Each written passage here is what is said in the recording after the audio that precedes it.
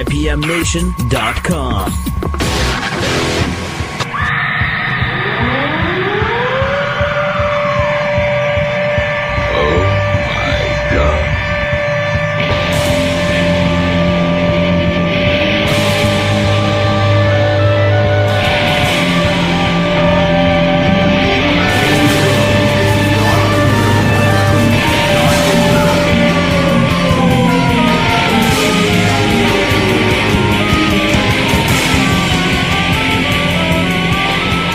Local Outbreak on 100.1 The Planet. Matt from IPMNation.com here at Front Porch Productions in Tilton, New Hampshire. John Littlefield at the helm, making sure everything sounds good. And I'm sitting here with a gentleman who I've wanted to meet since we did the first Local Outbreak here at Front Porch, and that is Buck Sherwood. How are you, Buck? Hello. Welcome to the show. And the first show that we did here at Front Porch Productions, we featured your music. I interviewed John Littlefield, and we kind of talked about the studio and what he's done here, and wanted to have him show off some of the things he's recorded. And so we played a bunch of Buck Sherwood songs because it's good stuff. It sounds great.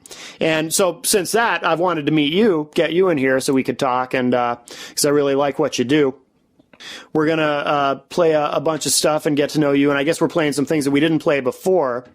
Want to interview John, so that'll be good. What do you want to start the show off with? What do you say we start with a song called A Nor'east Springtime? A Nor'east Springtime. All right, very good. So this is A Nor'east Springtime here on Local Outbreak on 100.1 The Planet.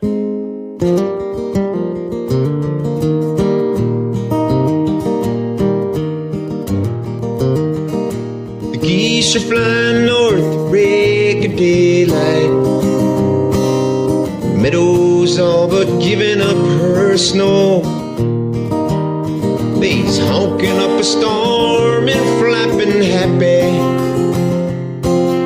I'd really like to join in, truth be told. John and Deb have got the sap house steaming. Stop in for a coffee or tea. If ever heaven reached for earth, he'll made it. Syrup's wicked sweet as it can be, and the billows catch a breeze and spiral skyward. And the youngins ain't so young now anymore. Here with gratitude the simple pleasures taken. Don't forget before you leave to sign the door.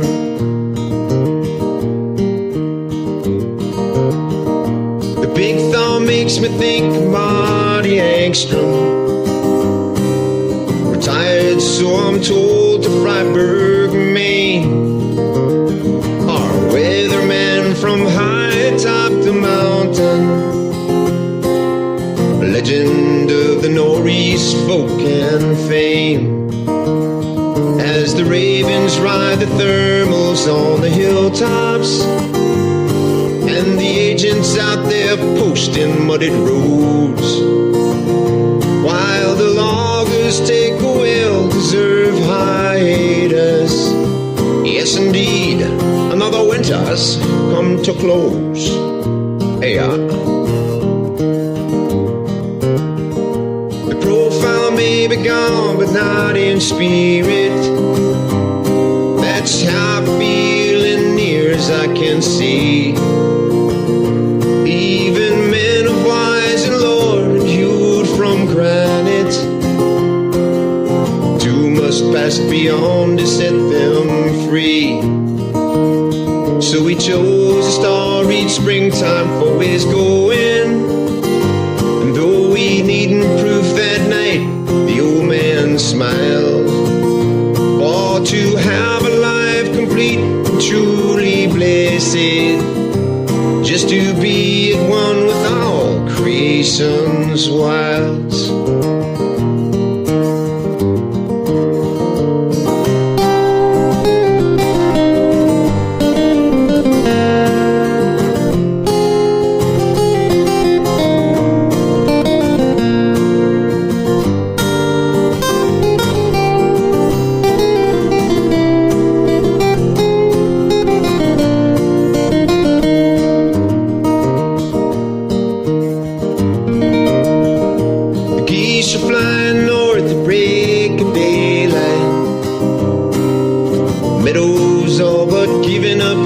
snow. They's honking up a storm and flapping happy. I really love to join in, truth be told. Local Outbreak on 100.1 The Planet. Matt from IPMNation.com, from IPMNation.com rather, here at Front Porch Productions, John Littlefield studio here in Tilton, New Hampshire. And sitting here with Buck Sherwood. And Buck, as we talked about before, we actually featured your music on the first Local Outbreak that we did here at Front Porch. So it's good to finally have you on the show, getting to chat a little bit. And can you tell me, we had a pretty interesting conversation off air actually about where you get your inspiration from in terms of your songs. You know, you like to have a theme and whatnot. Can you tell us a little bit more about your process in terms of writing? Sure, I'd love to. The first CD that we just put out, John and I got together and did this Hearthside Hibernation. Yes. And the idea of this was, being in the Northeast here, if we ever were fortunate enough to get a heavy snowfall and a cold snap, that you could perhaps just stay home for 3-4 days and let the world go by. And when this happens, you have a tendency to, get a little more intimate with some thoughts that you just never had the opportunity to spend time with because your day's schedule is just so jam-packed. Sure. So some of the lyrics came from that. I also had worked in these mountains in this area, the White Mountains, for better part of a decade and a half. And there's an enormity of stories out there in these mountains. Mm-hmm. So we're starting to look at that. There's some great reels and tales and things to come from these mountains. And I'd like to start working that into the lyrics. Mm-hmm. That's probably our second CD that we go after. Okay. So are you thinking about then doing, for the next CD, it's going to be all very theme oriented? Is it going to focus on those stories of the White Mountains, or? We're leaning toward that pretty heavy. There's, I've got some lullabies and some ballads, and mm-hmm. and I do appreciate. Don't get me wrong. Like I said, John Littlefield and I used to be in a band that could set a barn afire in 5 minutes. Can I say who the band was? Oh, absolutely. The Sackett Brothers Band. We kicked some butt and had a ball doing it. Yeah. But now I'm doing this acoustic stuff, and it's kind of laid back, and there's a lot of nice music to be had in some of that acoustic and nuanced kind of stuff. Mm-hmm. That the electrified stuff, as much as I love it, it just can't capture some of this stuff. So that's where I'm kind of focusing right now. Sure. Now, how long have you been working in that vein, where you're a solo artist and you're doing acoustic music? Well, I unplugged for the most part back, I don't know, 6-7 years ago. Oh, okay. And I had never really looked at an acoustic guitar before, Mm-hmm. It just didn't appeal to me, but there's tones and things that come out of it that you just can't capture when you plug in. So I'm really trying to exploit that at this point. And it lends itself to different types of songs. And I got to tell you that James Taylor is one of my heroes. Mm-hmm. He's got his own thing going, too. The minute that guy sings or plays, you know it's him. Oh, absolutely. Right away. Absolutely. So I really appreciate that kind of stuff.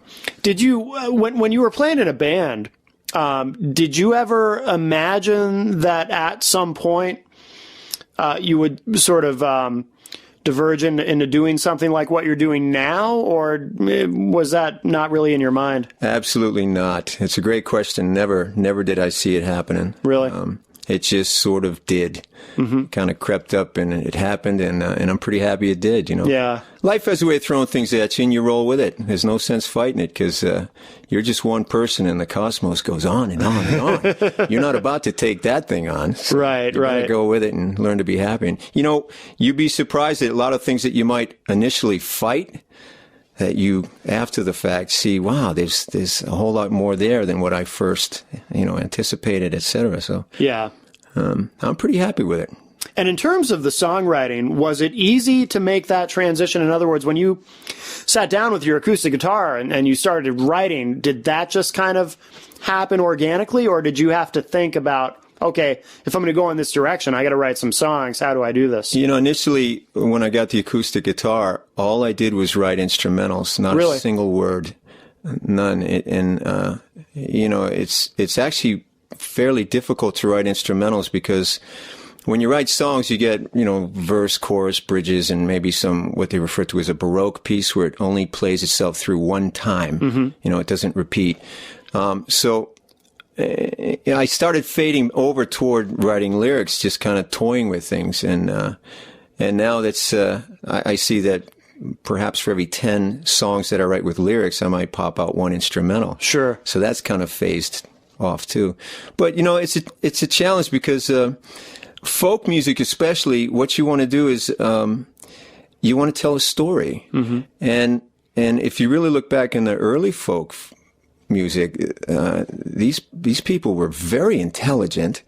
They wanted to get the people involved in sometimes not truly political. I don't want to use that word, but in the fact that all people joined together can actually do something. And if everybody kind of shares in on the chores, it's really not a big deal. Right. But collectively, we can do something much bigger. And, I can reel off Pete Seeger, all those kind of folks. Sure. But they did fantastic things. And it kind of faded. It's still there in my eyes. And all you got to do is crack it open and see just how much is there, really. Sure. But yeah, I'd like to maybe tell some stories and bring back to life some of the things that some folks maybe never heard of, or if they did, they sort of faded and got replaced. And you just polish them up and bring them out again, and it kind of revives some stuff, and of course, put a fresh edge on it as well. So. Yeah. And in terms of the lyrical content, does that come to you at the same time that you're coming up with melodies or writing, or? That's a great question. That's funny. Sometimes it comes at the same time, as you're playing with chords and the words just drop in. Other times I've got just the music. I've got a whole song written without a single word. Yeah. And other times you just kind of fooling with the words that rhyme. Sure, sure. And you got a couple of lines that are sometimes you don't know where they came from, and other times you just hear somebody say something, and you say, "Bingo! There's a pretty good line. I could write an entire song off that one line that person just shot off the top of their head." Yeah, yeah. So it kind of, you get your antennae up now. You start looking around for stuff, and you start realizing, boy, there's a whole lot here that I overlooked. How did I not see it before? And when people start talking to you, you pick up on things now that you might not have heard before. And they're just casting off some ideas off the top of their head, and there's you can unpackage those ideas and go a long way with them. So I get the impression that as you get further into doing music this way, where as a solo artist with and playing acoustic guitar, that my perception is that as you've gone along, you're kind of becoming almost like the antenna's up, and you're kind of just becoming more and more open to what's going on around you and history and all that, and then being able to use that. Absolutely. The idea is that it's always been there. It's just whether or not you're aware. And my awareness is starting to peak, and it can be contagious. Somebody can hear a song and it could trigger something in their mind, and that can trigger something in somebody else's mind. And everybody has groups of people that they all converse with, and it can really, dare I use the word zeitgeist, which is where everybody suddenly has like this moment where they all become aware of something that was always present, but they just didn't really see it or appreciate it or what. Sure. And that can go in many great directions. So if I can just do some little part to have some little spark here, and that's all I can do, a little spark, but that can go a long way. Sure, absolutely. That's the beauty of folk music. Yeah. And I'd like to see the Americana stuff to folk music. I'm all about it. Yeah. So it doesn't mean that once in a while I don't want to strap on a Les Paul and get that full tilt screech thing going, but, the folk stuff is really, really hitting me hard. So yeah, good. Yeah. No, I think you're going in the right direction, definitely. Yeah. Well, why don't we play another track? What do you want to play? Why don't we try one of those little instrumentals we threw together? John and I threw this together. It's John, what's this one called? This one is Breezy Point. Breezy Point. I just came up with this name because this is up on Mount Mooselock's Carriage Road, Breezy Point. Okay. And I want to remind everybody, too, that all these songs were recorded here at Front Porch Productions. So this is Breezy Point from Buck Sherwood here on Local Outbreak on 100.1 The Planet.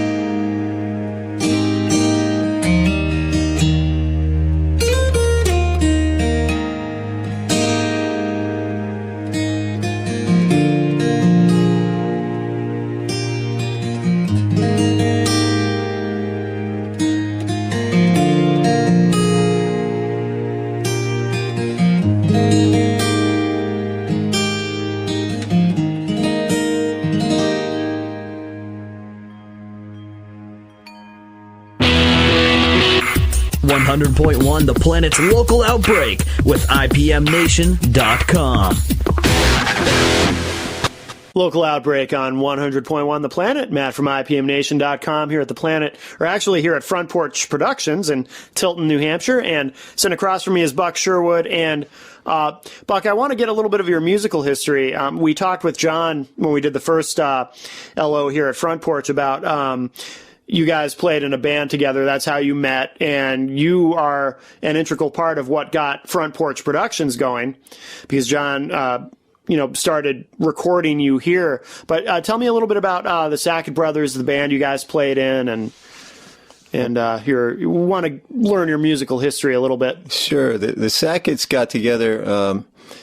It was about the late 80s. We were all kind of mingling in different bands, and everybody gets to know who's in the other bands, and you go out to see each other play. And somehow we all fell together. It was John on the kit, and we had Kevin Conway on the bass, and Norman Brad Sackett, and myself. And we just clicked heavy on Leonard Skinner and Allman Brothers, that kind of stuff, Outlaws and Marsha Tucker. We did all that Southern Rebel kind of stuff, and the folks ate it up, and so did we. It makes no bones about that. We really loved playing it. So and that's a big commitment to because that's not your typical 3-chord rock. No. As a matter of fact, some of that Allman Brothers stuff, they started venturing into some jazzy, arrangements and all. And you had to knuckle down and learn your riffs. And there was a lot of harmony riffs, and there's a lot of shifting of tempos and all that. So we knuckled it down, and everybody leaned into their instrument, and we really got it together well. And how long did that take from the time you guys started to when you got to a point where you felt like you were ready as a unit to start playing these out live? Well, we met in, like I said, the late 80s, and we were playing pit parties. This is, you go to a sand pit, and somebody would light a few logs on fire, and we'd get a generator or two and, raise some cane. Yeah. Where we weren't bothering anybody. And we started playing a couple of motorcycle clubs. They all asked us in. We played 5 biker clubs in one summer. And within a couple of years, the material started to really tighten up. And through the decade of the 90s, we started hitting all the clubs in the area of Vermont, New Hampshire, and, various areas. I say that because a lot of them sometimes were down a dirt road 3 miles, where you needed a 4-wheel drive to get in and go over the old skidder bridges. Yeah. But I tell you, man, we had a ball with that, and the crowd ate it right up. And when we're playing a lot of those clubs, I don't know if it's okay for me to say that, but these folks would run out of alcohol because the place would be packed full, and everybody was just whipping it up and having a ball. So, that was a banner decade for the music for us. John said that the guitar that you played, no one else could play it quite like the way you could play it. What? Because it was such a piece of junk. Well, okay, it was not a Gibson guitar, but it was the Les Paul model. But it was one of the copies that was made by a very good company that I won't say right now. I don't. But it required a little bit of work, and it kind of had the feel, once you really got playing it, like a fiddle. Really? Yeah, fiddles require a certain approach, and, you just have to adjust to it. And there's guest musicians would jump up and not sit down so they could play, and they'd be, one verse into the song, like, what is this? Right. So I kind of adjusted my playing to the idiosyncrasies of this guitar. And,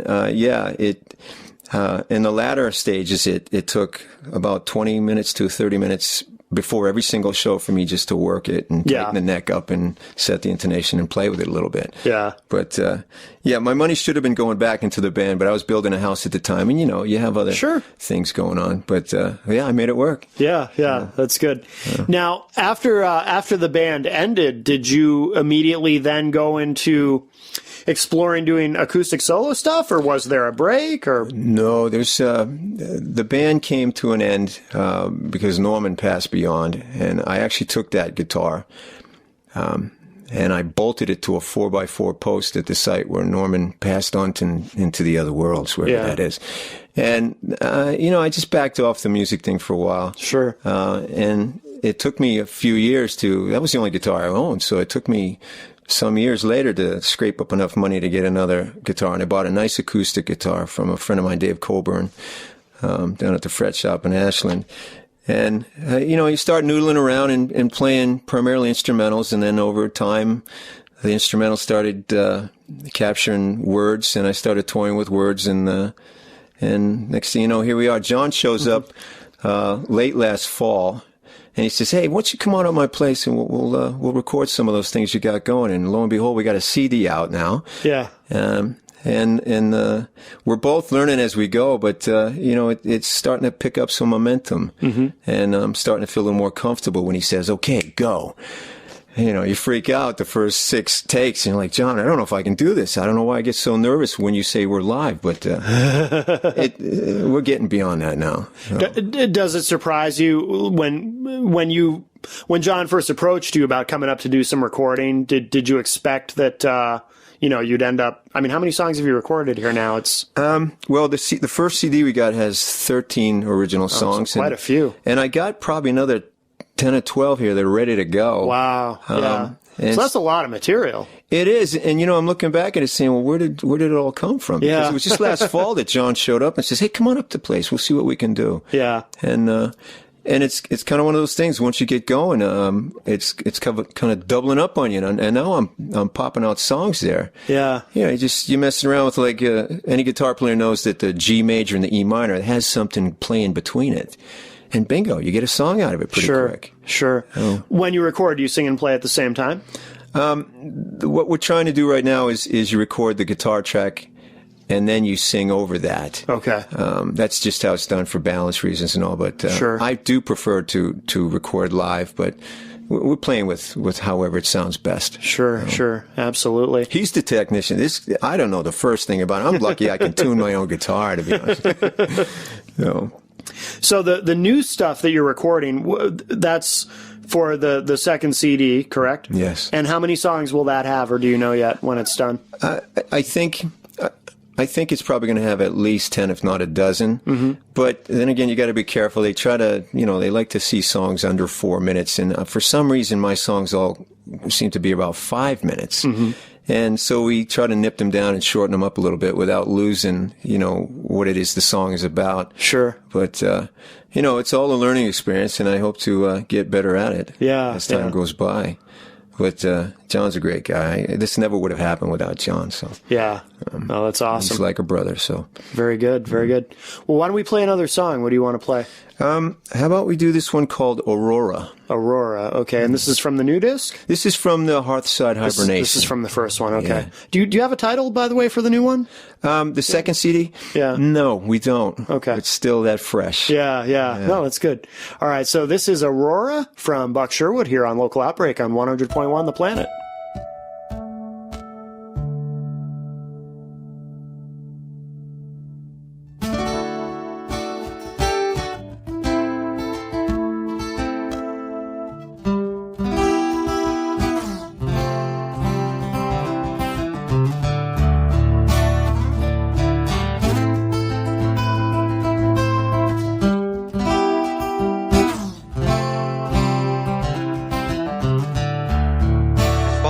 Found a story and walked it a while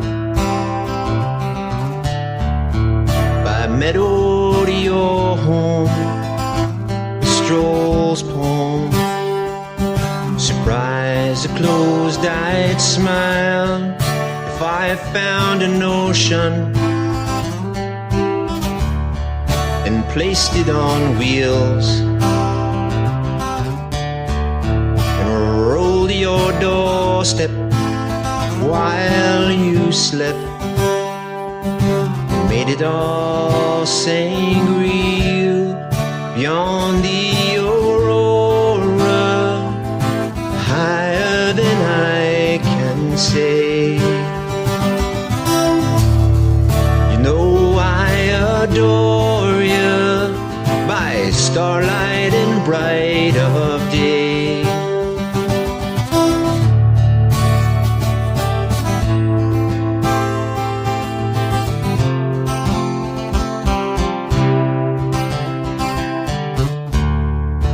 If I found more seasons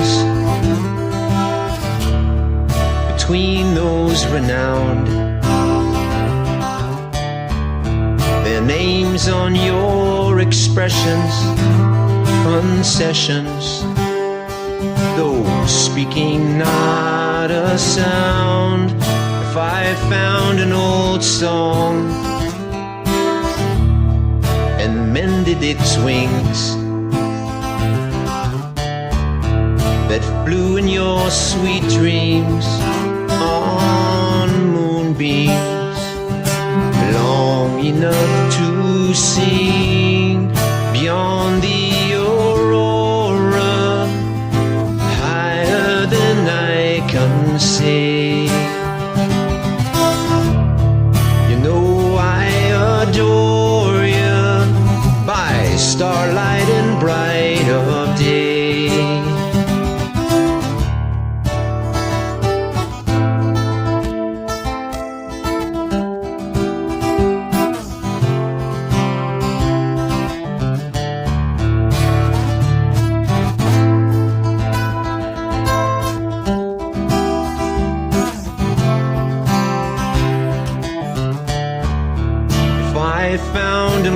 'Cause held up to the sun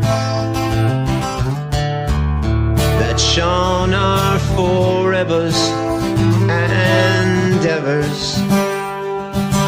Always we're all one beyond the aurora, higher than I can see.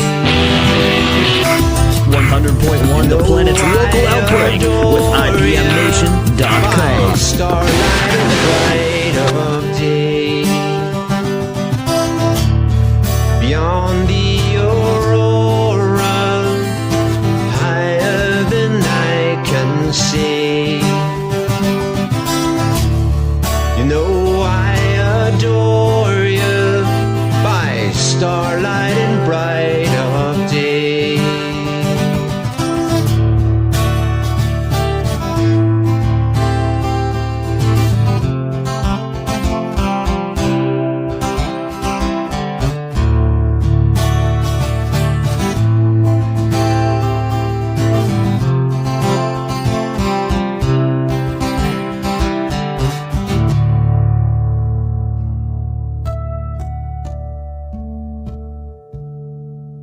Local outbreak on 100.1 The Planet. Matt from IPMNation.com here at Front Porch Productions in Tilton. And sitting here with Buck Sherwood, and this has been a great conversation tonight. I've been telling John since we started doing the show here how much I wanted to meet you, and I really like the material a lot. And you have a show coming up, correct?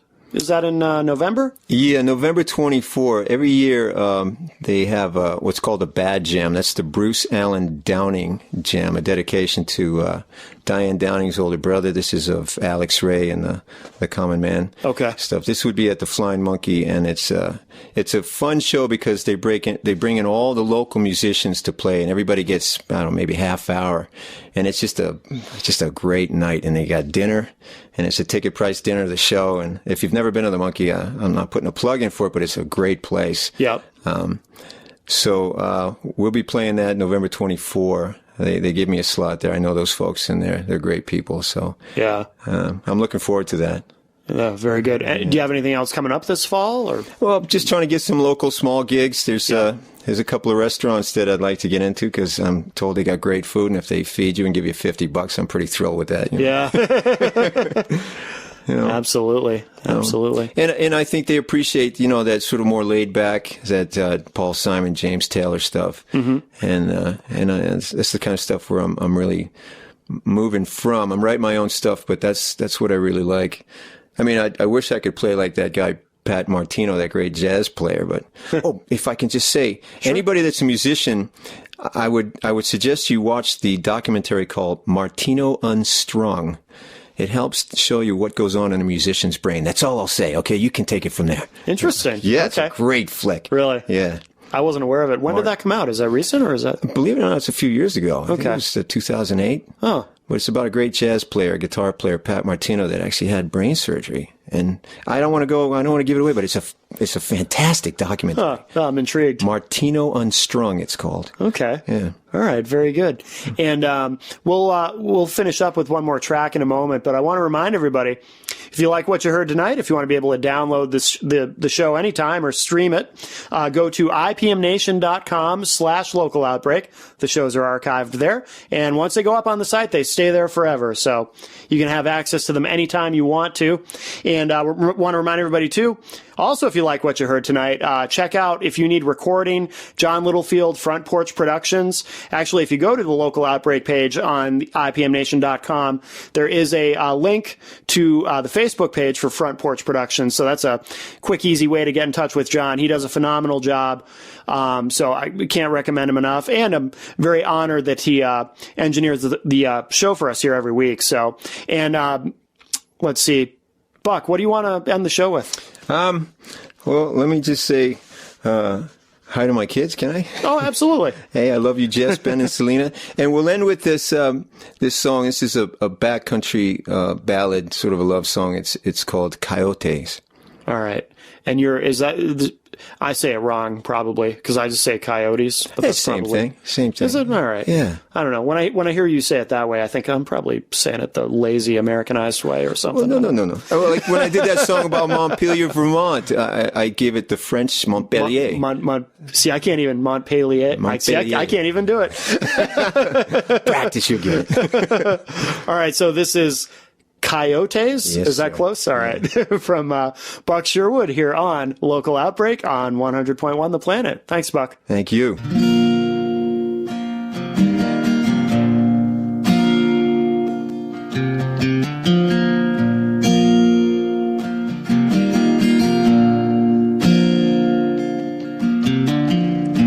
Coyotes, they were calling, woke me late last night. Stars, they were falling by the glow of campfire light. Well, you were like a child, sleeping all the while. Or could we be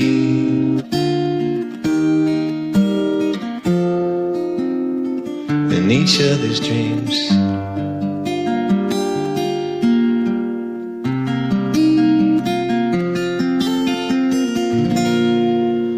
Rain came early morning, the tin roof soaking sound. Before long it was pouring for the time we'll be bound.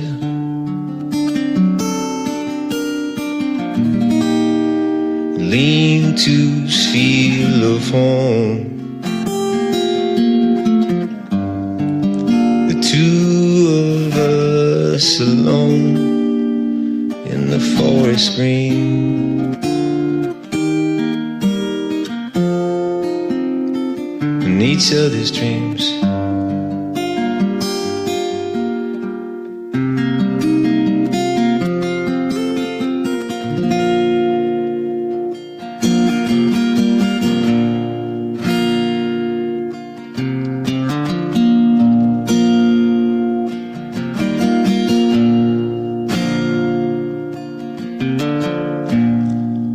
Noon, the skies were clearing,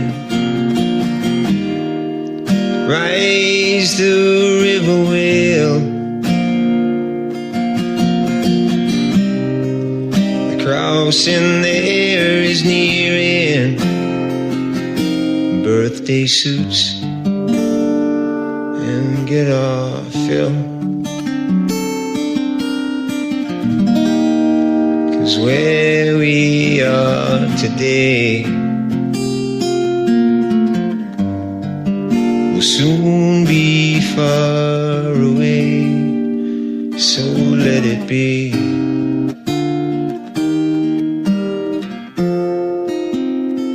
In each other's.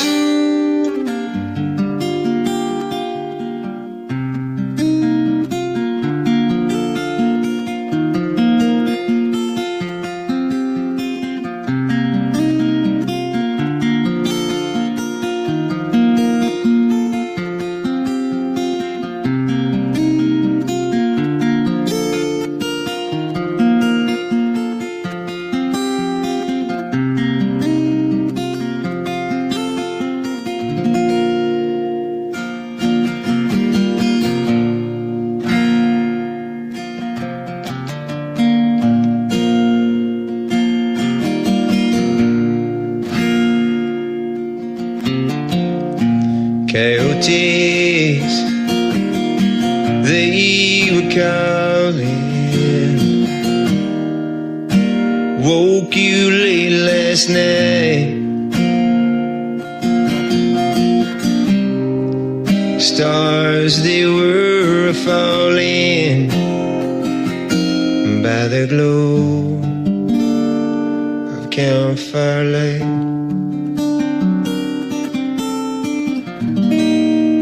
But I was like a child, sleeping all the while. Oh, could we be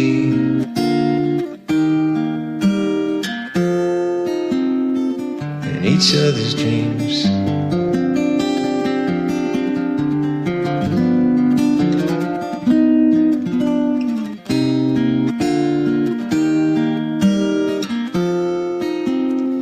In each other's.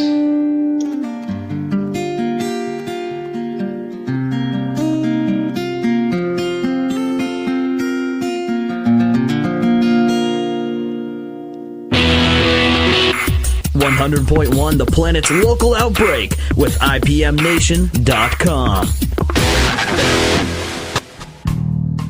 The Planet's local outbreak is recorded weekly at Front Porch Productions in Tilton, New Hampshire, and it's engineered by John Littlefield. Matt Connerton of IPM Nation is the host of The Planet's local outbreak. The show is produced and edited by Annie Biello of 100.1 The Planet. For artist links and details about The Planet's local outbreak, hit up The Planet's Entertain Me page, WPNHFM.com.